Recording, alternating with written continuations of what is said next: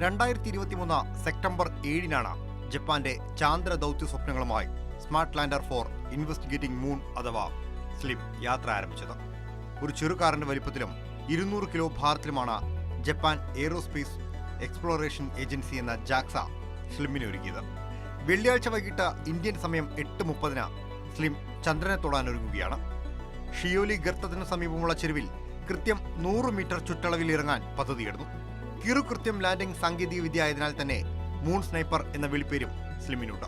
ചന്ദ്രനിലൂടെ ചാടി നടന്ന പര്യവേഷണം നടത്താൻ കഴിയുന്ന ലൂണാർ എക്സ്കർഷൻ വെഹിക്കിൾ 1, ഉരുണ്ടു നടന്ന വിവരങ്ങൾ ശേഖരിക്കുന്ന ലൂണാർ എക്സ്കർഷൻ വെഹിക്കിൾ 2 എന്നിവയാണ് പര്യവേഷണ വാഹനങ്ങൾ. ലാൻഡർ ചന്ദ്രനിലെത്തും മുമ്പ് പര്യവേഷണ വാഹനങ്ങൾ വിക്ഷേപിക്കുമെന്നതും വിവരങ്ങൾ കൈമാറാൻ ലാൻഡറിന്റെ സഹായം വേണ്ട എന്നതും മറ്റൊരു പ്രത്യേകത. ചരിത്രം കുറിച്ച് ജപ്പാൻ മുന്നോട്ട് പോവുകയാണെങ്കിൽ ഇന്ത്യക്കും ഗുണമുണ്ട്.